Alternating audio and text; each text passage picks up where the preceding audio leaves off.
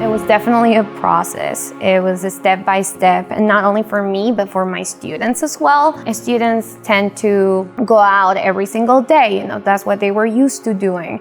Hang out with their friends, having those experiences, and all of a sudden they lost it for almost a year. So coming back into the classroom, they had to relearn several rules and expectations. Our administrators were such a big part for this.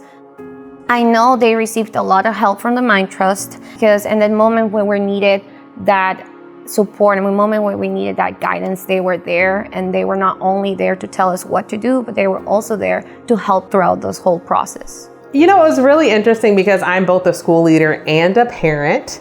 And so learning from home alongside my kiddos was interesting, but it helped me empathize with what our parents had going on.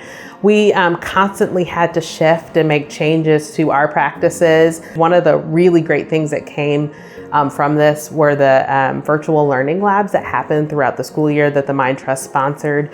They partnered with local organizations that as schools we know and trust, and that was really important. And even over the summer, they're combating learning loss through programming that allows the students of the city to have access to high quality instruction from highly certified teachers. So we're really excited that students in the city can benefit from that programming. What Mind Trust and Empower Families did for communities, especially during the pandemic, is offer a refuge for them in the community, especially with the learning sites. I had an opportunity to not only bring my children there, but also be a facilitator, to be able to help other families who could not necessarily afford to just leave their children at home or send them to a daycare. So Mind Trust was able to provide this hub for families to bring them to a safe environment and still receive education. So that in and of itself made history, because I talked to a lot of friends who their cities were nowhere near doing what we were doing. So we were actually doing something that was cutting edge.